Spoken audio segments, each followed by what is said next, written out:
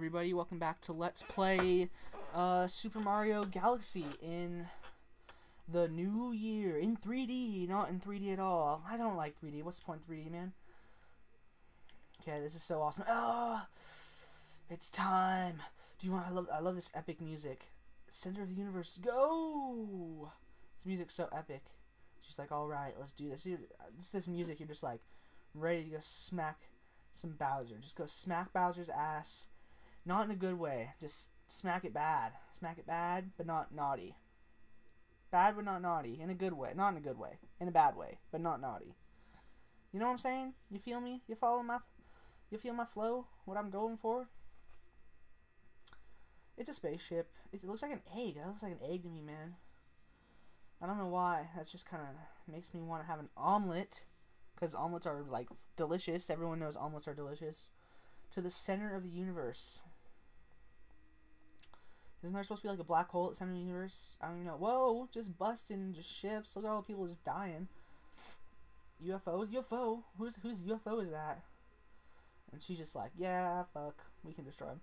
There's a warp field inside the castle. Go, they are inside. Hurry to warp.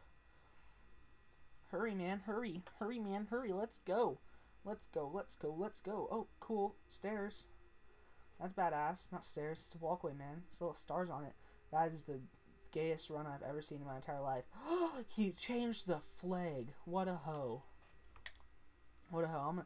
I'm so mad. I'm so ready to do this. I'm gonna attach this wrist strap. Bowser's Galaxy Reactor. The fate of the universe. That's... sounds very important. That does sound very, very important. Let's make sure we do not fuck this up then. Or we'll be fucked if we fuck this up, man, logically. Oh, bro. Yeah, gravity, bitches. Okay. I should be like a pro at this level. In theory. In theory, I should never, ever die at this level. As I mentioned before, my nephew Derek is a ginormous, giant Mario fan. And literally, like, oh, what the friggin'... That's never happened before. But he's a, like I mentioned before, he's a giant, like, he absolutely loves Mario. Well, especially he loves Luigi. But, every time he's over, he always wants to play this game. He tells my sister, he's like, I want to go over to Jacob's house so he can play Mario Galaxy.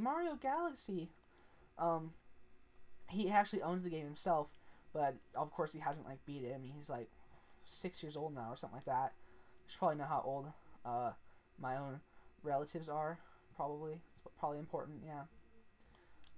Oh, screw that life. Too much work. But the story behind this level, for me, is that, oh, what the...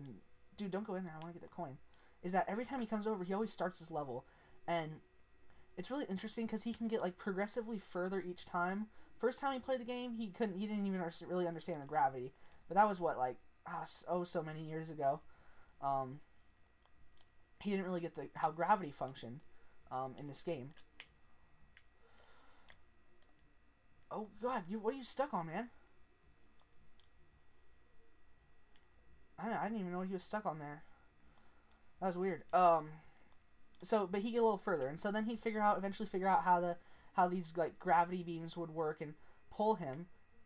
So eventually he was able to get past that the very first area. Dude, we're not gonna die, man. We are not gonna die. Especially since we have to do a buttload of work to get back if we die. Where are we going now? See, now we're at, like, a checkpoint here. I would know this because this is how far this most recent time that he played this, he was able to get to this point and was able to actually die like I did right there. I honestly don't know how to not take a hit here. I'm sure there's some people that are just, like, pro shiznits at this game. Bam, bam, bam. Get up. Yeah, fast way, huh? Fire's chasing you, man. Fire's chasing you, man. Oh, balls. I don't know how not to get hit. I'm going to just be straight up honest. There we go. Yeah, if you get in the tractor beam quick enough. Tractor beam! That's very Star Wars of it. Now, so when on Christmas when he came, he was able to get this far, right? Um, and actually, man, the kid is getting good at video games. I have no clue what my sister is teaching him. But that kid, that kid, he can play some video games like hardcore. So he was able to get this far, and he never played this level except at my house. Whenever he comes over, and he was able to like just slowly but surely able to learn how to beat this, and it's just like it's really interesting, you know, when you watch someone younger, how they kind of like progress, how they like just basically how their brain works. Bro, dude, what are you doing, man? Oh, like a pro. Damn, that's pretty good. See, I'm so good at this. I'm just to be straight up honest. I am way too practiced because he'd want to beat Bowser, yeah. So he'd eventually played enough times and give up and be like, Jacob, can you beat this for me? Like, you know, just like a typical little kid. And I would eventually have to take over. So like slowly but surely, as he would play through the game, I would also get like better at the game. And like, I mean, originally when I first played this game, especially Bowser right here and his like multiple stages, man, he'd give me hell. Bowser used to just like straight up just frustrate me like no one's business. But now as I kind of progressed in my own video game skills through playing this level 1,010 times, eventually I should be able to take him pretty easy, honestly. I mean, I know his pattern. I know I've played him enough times. I've played this game enough times that, I mean, I was able to, honestly, when I first played this game, and I saw those different worlds that you would progress to. Like, you go to the fire, and then you go to kind of like the icy one, and you go to the desert. And I just kind of like saw this as like a progression through the game, and like each level was like so increasingly difficult. And something like, for me at least, I'm by no means a very good gamer. I just have fun gaming, but I would like slowly but surely get better. And now for me, it's just I just like blaze right past them, and it's cool because I eventually reached like a middle ground where I could appreciate the game for what it is. Oh, I forgot. See, he always wants me to play as Luigi, so I'm so used to doing this as Luigi, and it's much harder as Luigi. Especially something I just noticed myself is that the beams that he puts out, when he jumps, they're a little further spaced apart, or they're a little closer when you play as Luigi. So that's a little interesting tidbit that only very few people who play this game way too much would know. Now you gotta get him again. The trick is to keep him on that line, like realize which way he's gonna go. I mean, we've honestly played Bowser like a million times, yeah. This is no different. These first two stages are a little different. Oh, booyah. I did not think I got him there. Oh, man. I'm taking this guy down easy. Easy peasy lemon squeezy, man. Oh, tits. I thought I got hit there. Oh, I thought for sure that I had a... Outrun the fireballs, outrun the fireballs, outrun the fireballs. There we go. Too easy, man. Too easy. He's gonna come back faster. Got him. Oh, wow. We're busting through this guy. Just one little screw up there, and that's it. That's pretty much been it. Now, I just love the music. Feels so epic to be doing this. Oh, triple jump, baby. Oh, he's gonna do this again? I forgot about that. A little bit. And of course he breaks that and get the coin anyways. Now he's gonna run. We've seen this before. We've seen this movie before. Is this a line? Yeah, he's pretty much right on it. Oh, we've got his ass. We are just one more hit. He knows it's coming too. Look at that. He's like, dude. This is bad. And Bowser Jr. is probably there in his airship like, oh, balls. 5 times, what? Oh, at least I did it. That's always, oh, he almost got me there. I'm gonna be straight up honest. That's always the trickiest part for me. This whole battle is always, oh, what? Oh, what? Oh, he's not doing this again. He is not doing this again. Dude, you're not doing this again. Dude. Here we go. Here we go. I thought he would not go into this part of the battle. Is Your Mother over? No, why would it be over? Well, because there's a show I saw where these two guys are dressed up like women, and one of them looks like the guy from How I Met Your Mother. Which, Ted? The husband. Oh, Marshall? Yeah. Jason Segel? Yeah. No, How I Met Your Mother's not over. He hasn't, Looks like Jason Segel. Well, maybe he's doing 2 shows. Wow, I love it when my mother interrupts. You know, I just, would start over. But that was actually kind of interesting. Is a show about 2 women and, guys dressed up as women. Has anyone heard anything about that? Hopefully my mom's voice shows up on there, so it's not only my part of the conversation. This blue snowball microphone is usually pretty good about picking up everything. Oh, we totally beat the game, too. By the way, we totally killed Bowser, like a total boss. Oh, what's going on? I love Mario. There's just when between Mario's expressions and Luigi's, there's just something a little bit different about the way that Mario does it. That's just so much more like lighthearted. And text messages, really? I know exactly who that's from too, because all my friends are going back to school because they're only on they only had 2 weeks of vacation, whereas at Gonzaga we got a month of vacation because we're on semesters. But my friends up at the University of Washington only got 2 weeks, and they're all like, "We're going back, blah blah blah blah blah. We want to hang out and stuff." And I'm just like, dude, you guys haven't even you guys are so fickle. You haven't even messaged me. Of course, it's because my dad is super pissed at all my friends because of the party that I threw during the summer. But again, I'm just totally ignoring this end sequence, which is totally awesome. Oh, Princess Peach! You got this, Mario. You got this. Dude! Saved! What an... Get Mario a gold... Can you get that kid a gold glove? Good God, I totally screwed up on that little thing, whatever, that I was trying to say. Boop, boo, doo, boo, boo. I can't hear the music, actually. Oh, we land back at the beginning of the level. Look at that grand star. It's so pretty. It's so pretty. Oh, the whole world's falling apart. This is so epic right here. Absolutely love this. Everything's falling apart. And who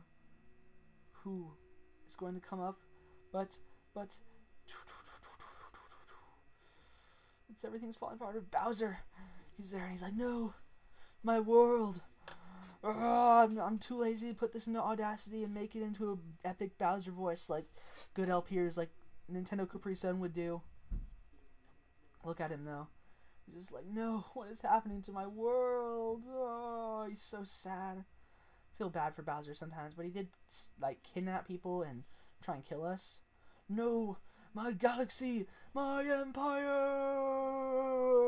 That's so perfect. That's probably my favorite scene of this entire thing. This is just such epic. This is exactly the Super Mario Galaxy series is, in my opinion, exactly what the Mario series needed. They just there's just something too I realized they were limited in the way they were doing things originally, but there's just something about going, oh, your princess is in another castle, and Mario, you saved me. It's just it doesn't feel as fulfilling. I mean, that's something especially a game like Super Metroid did, when you just you can get different rewards based on how well or how many items you picked up in the game. Oh, this is so sad. How you can get different rewards where, I mean, the original game is just where Peach was just oh, Mario, you saved me, whatever. It just feels much less fulfilling. But after the game, when you've earned something like this, an epic cutscene like this, and it just brings the whole story together and everything, it just, I feel so rewarded seeing this every time I beat Bowser. My nephew would love this. He always loved this, and he'd go, no, Luma, because he realized after a million times that the Luma was going in to sacrifice itself. Oh, look at that. What a boss. What a total boss. Everything goes white. Oh. What is happening? Mario is tripping. He is tripping out, dude. He is tripping. Oh, I actually don't know what music is going on, but I'm sure it's totally epic, because all the music's at the end of this game is totally epic. Do you hear the baby stars? Those newborns will grow up someday. Grow up to become galaxies someday? Oh god, I can't even fucking talk, man. I can't even read, man. I can't even read. What the heck's happening? See, I knew this part was going to take a whole episode. When stars die, they turn to stardust and scatter across the cosmos. Eventually, that stardust reforms to create a new star, and so the cycle of life continues. It's the circle of life, but the cycle never repeats itself in quite in the same way. Everything changes. So you'll see, dude, she totally like looks like she was like looking down, and she totally looks like she went to like look straight at the camera, like she's like looking into my soul. Look at those piercing blue eyes. She does. She looks like she's staring at me, kind of like a painting. How like no matter which way you move, it looks like the eyes are following you, man. And like a haunted house or something. That's scary, man. It's scary. Well, in haunted houses, not when Rosalina is like staring into my soul, kind of. It just feels very penetrating. I feel very violated to some degree. Oh, Mario wakes up. And everything looks fine. It must have been... The first time I saw this cutscene, I totally thought it was a dream. Like, he woke up and he was, like, dreaming everything. But when you look around and you see, oh, it's a big-ass shark. He looks familiar. Plus, everything's just too happy. It's too happy to be a dream, to wake up from a dream. Ships firing off and everything. Still, at this point, because I hadn't seen... Until I saw Bowser Jr., like, dancing around, I was like, what's going on? And I saw the Queen Bee, and I was like, okay, this is definitely was not Mario waking up from dreaming. I saw Bowser right there. And then Princess Peach, and I was just like, oh, yeah, he's totally not dreaming. Funny, I messed up the first time. Bowser's like, what the fuck? I'm so hungover from New Year's. Bowser is New Year's hungover. He realized, he's like, man, New Year's, I'm getting wasted. It is the time of the year to get wasted. And that's what Bowser did on New Year's. In case you want to know. New Year's Eve, to be exact. New Year's is one of those, like, randoms. Yes, all new life carries the essence of stars. Even all of you. And then Mario's like, oh, fuck yeah, I feel so powered up. Ugh. There we go. Yeah, as I was saying, though, New Year's is just one of those, like, random-ass holidays where, like, you celebrate it the day before. Like, New Year's Eve is way more special than New Year's. We're just going to be straight up honest with ourselves. There's not a lot of holidays like that. I mean, Christmas Eve is kind of important. It gets kind of close. But I mean, like, what other holidays? Maybe, like, Valentine's Day a tiny bit, if you're, like, a person that doesn't really have, like, a boyfriend or girlfriend, and, like, the February 13th is just like, holy fuck, this is Valentine's Eve. We need to get this done, because I need something to do tomorrow. I'm not going to be sitting at my house watching Grey's Anatomy on Netflix. I mean, come on, man. Eating bonbons. Or ice cream, or credits. Can't believe that 1 star, man. It's been an 18-minute video. We have to go through all these credits, man. Credits. Well, we beat the game, kinda. We're like halfway through the game, as I mentioned, star-wise. Because, you know, I like, personally myself, I've never really, like, been, like, so much of a completionist in games. Like, I must get 100%, ... Must get all items, must blah, blah, blah, blah, blah. I just kind of like playing games more for the story. I mean, there's some games, especially like this game, where it's really straightforward how to get 100%. I don't really mind. But there's a lot of times, like in Zelda games, where I'll just be like, dude, I don't need fucking 20 hearts, man. I'm totally good with like all the star pieces, all the heart pieces that I found so far, and I'm just gonna go kick Ganondorf's ass. I mean, that's just the way it's gonna be. If we're being completely honest with ourselves, that's how it's gonna roll. Straight up. But I mean, this is one of the games where I'll go through and get 100%. I mean, in most of my LPs, especially from here on out, I'm just gonna be straight up honest. They're gonna be like more LP than walkthrough. I mean, I know like when I did like Kirby and some of the other games I've done, I've really like gone for 100%. But I just need some of these games, I just can't do it, especially like the time put in wise. And I just kind of want to play the game, just like talk while playing the game and record it and upload it to YouTube. So honestly, that's what I'm gonna do. I'm just gonna be completely honest. And oh, Shadow Mario right there, or Paint Mario, or whatever he's called. That's him, right, up in the top left.